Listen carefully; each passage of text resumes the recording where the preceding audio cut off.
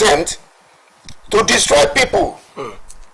You mess people up. You see, now, if I said I was affected, you can then imagine what will have happened to an ordinary, I use the word ordinary candidly now, market woman.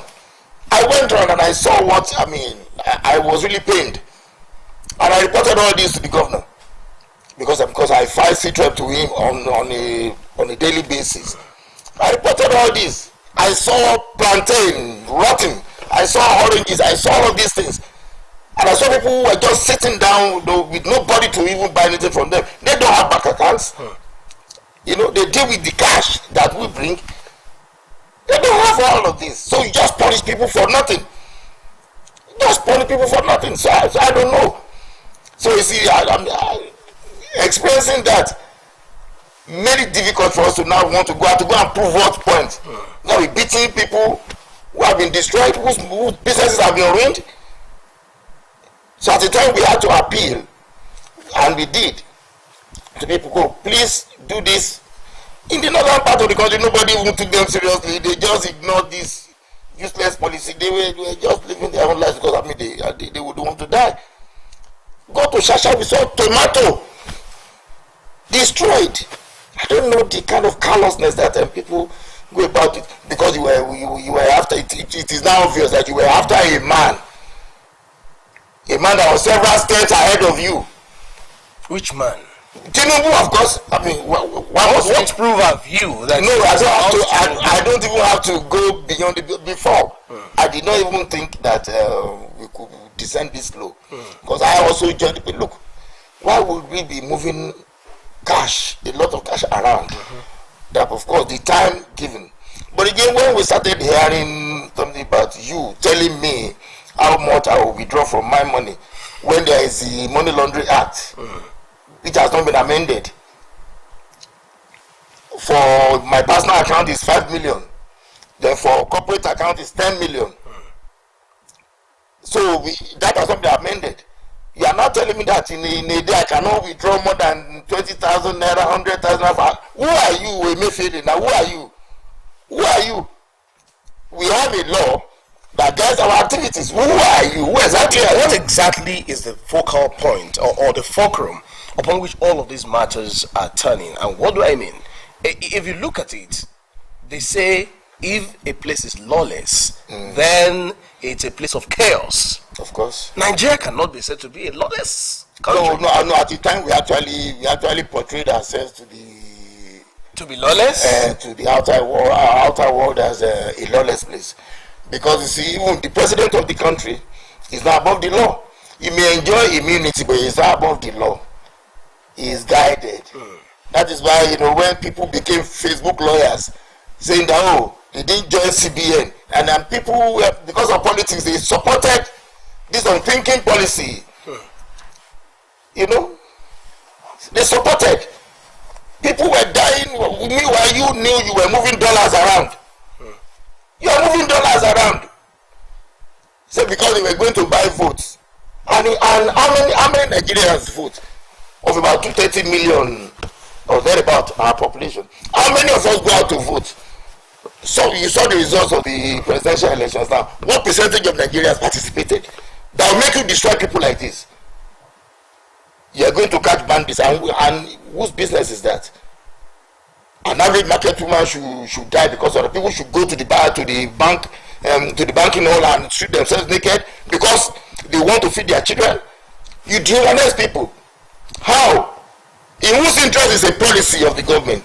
Is it to punish the citizens or to ameliorate whatever critical conditions which they have found themselves? So you begin to wonder when they sit down to conceptualize what you call policies, monetary policies, as it were. You want to know in whose interest is it? Queen Elizabeth died. The son became the king. In the UK till this morning, you still have not the whole currency now. The outgoing currency that bears the head of the queen. You have the new one with the king. And as you pay into a bank, they don't pay out the one with the head of the queen. They are going one again. But once you have it in your, you can still drop from now till under 100 years. I don't know where they got the idea of like, okay, because you want to, want to change the color of naira, then the one I earn, my legitimate earnings, you determine when I'm going to spend my money. Who are you?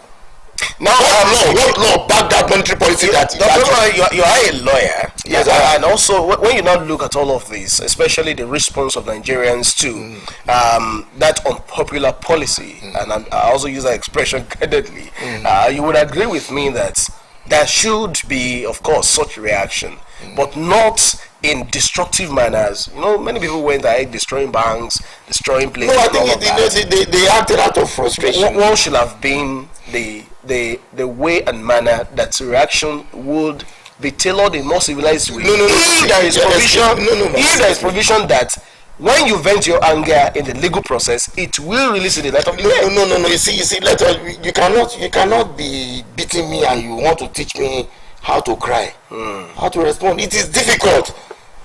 The banks in Ondo State, in Akure farming, for example, must be grateful to us and other security agencies, because we didn't allow that. It was just the people who were not frustrated.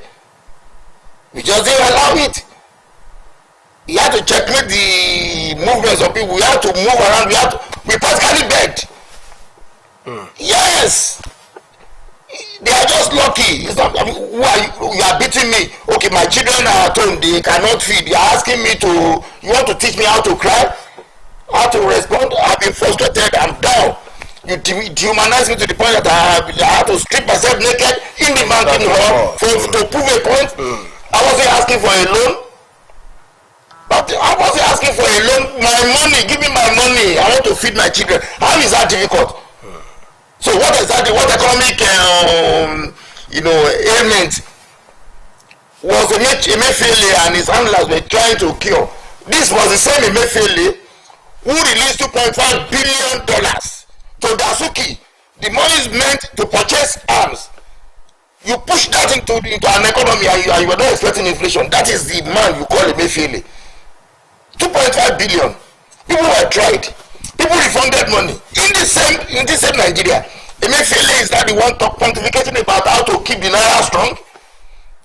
Is that also not pointing at the weakness of the system? If such a thing is not also what is systemic about this country is corruption. What system? What system do you run? What do you produce? You now have every criminal claiming to be a pastor, claiming to be a prophet. Everybody is talking nonsense. Projecting, predicting about electoral results. Is that the issue? Where you stand, that pulpit upon which you stand to tell lies, used to be a factory or a warehouse.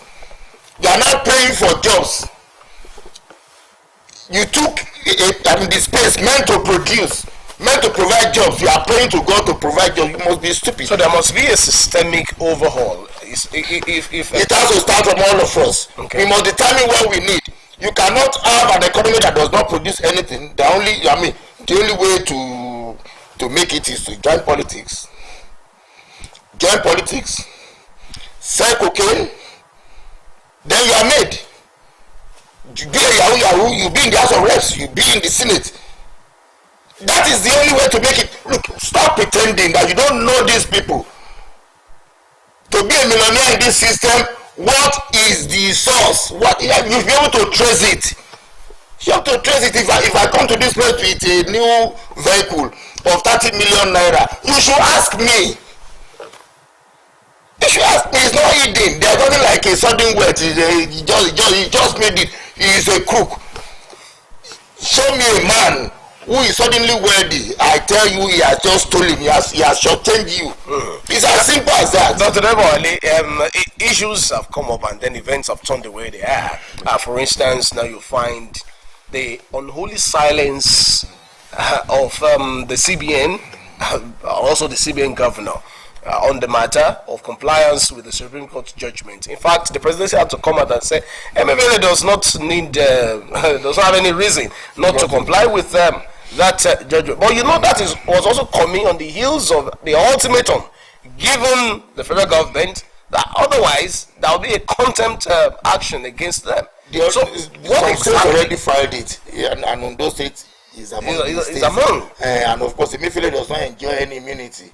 He will be destroyed. Let him continue like that. He won't be able to hold any public office in his life again. He will be destroyed. But let me tell you about this. Okay. The federal government, the presidency cannot absolve itself of blame. It cannot, because after the Supreme Court judgment, General Buhari came out to now review the Supreme Court judgment by saying that 200 naira note will now be used till April. You don't do that. You are not an emperor. We have a constitution as defective as it is. We must follow the law. What the man you call Emefiele occupies an office. Otherwise, I will say he is a non-entity as far as the pronouncement of the Supreme Court is concerned. Every human being, every institution is bound by that law. So there is nothing like Supreme Court, apart from being a court of justice, it's also a court of policy. Whatever nonsense policy you think you are putting forward, the Supreme Court can overrule, can state a new one, either rightly or wrongly. I understand why you would talk this way. Just like every Nigerian is also angry about the twists and turns of the matter. Now that we're here and where we are currently, the CBN has said, of course, those notes remain legal tender in compliance with the Supreme Court judgment. Governments all around, especially on those governments, also come out to say, look, keep spending this money. Yes, we did. Is there a mechanism to also ensure that people don't continue to reject this? No. That has come to an end in Ondo State. Now, if you do, we are going to mess you up. Yesterday, we received a false alarm. I would say somebody called the council chairman, Akure South, to give a false information that one bottled water factory was rejecting the old notes. We went to the place and we found out that, in fact, we met customers. My team met customers who were coming with old notes. So they are buying them, of course, for the filling station. So we had a meeting. The deputy governor led us to a meeting with them, because during this crisis, they engaged in sharp practices. We are using the criminal POS operators to extort money from people. That has come to an end. Or anybody who tries it, we go to jail. We met the bank officials too. We met them when they were giving us some cock and bull stories about it. The CBN official also came, and I was able to tell him, I don't take instructions from you. I will shut your institution here. This is Ondo State. I don't take instructions from Emefiele. Don't take instructions from your bank manager. I even mentioned the names of the banks. I will close my account. You don't do me any favor. If I make any transaction, you deduct money. So it is not for free. So stop behaving as if you are doing me a favor. You don't confiscate my money and now tell me about how to spend my money. How to go. I even joke about it. I said, look, I'm not going to invite my girlfriends. I need money to bring them in. What do you mean by, who are you to determine I'll take 5,000 naira because somebody stood about? You have girlfriends you're inviting with money. Why not? It's my money. It's my money. If you don't, that's a private life. It's my money. I can bring in girlfriends. I can bring in mistresses. It's my money. Okay. You don't now say, because you just said the meeting and said today we will give everybody 5,000. That is haram nonsense. You are insulting people. You don't keep my money and tell me how to spend it. Who are you? Who are you? Legitimately earned money. I have thousands of naira. Then you determine what to give me. It's not enough to just say what my family will eat. Who are you? It's not enough to just say that yes, you have told those traders, merchants, and all. If you try this, we will move in against you. Yeah, we went around the market. How about market women sensitization? No, that is ongoing. Okay. And like I said at the beginning of this program, that look, it is not our intention to add further pains to what they have gone through. Because many of them don't have account numbers. I've been trying to send money since yesterday. I've been trying to send money. The help is just rolling since yesterday. I woke up in the middle of the night to try. It was still rolling. Then how do you expect the market woman to trust the system? They have lost faith in it. You have to appeal to them. But of course, we know that there is a law. You cannot reject the old note. You cannot reject. If I want to buy petrol, I don't have to go through the pains of paying extra charges to some criminals who say they are POS operators. No, I buy. Then I can pay with my ATM. You must use the POS. You must use.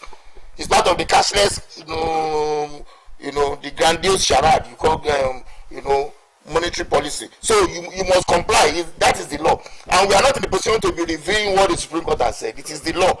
And in those states, we will apply because we were a party. We were a party to it. Because the government was grounded. The government was grounded. You wanted to catch people buying votes. We are not able to catch anybody now. If they were selling votes at 5,000 naira before, it became so cheap that even with 1,000 naira, you will buy as many votes because people were hungry, practically hungry. You can see the way people reason want to buy votes. For me to leave my house to go and vote for anybody is a patriotic act. Well, patriotic act. Before I let you go, there are also issues around the state that we also must talk about. Interestingly, you are also the chairman of the governance enforcement team. If you look at it, is there a way that your team, of course, you always say you take instructions from the governor for acting. Is there a way your team could also assist security agencies in ensuring that these abnormalities, driving against traffic, indiscriminate dumping of waste on the road and all of these things can also be put to check so that orderliness can return? Oh, well, you see, like you rightly observed, we don't do anything outside the express directive received from the governor. And if we find anything, any untoward practice, what we do is to bring this to the attention of the governor. Then the governor will now direct the appropriate agency.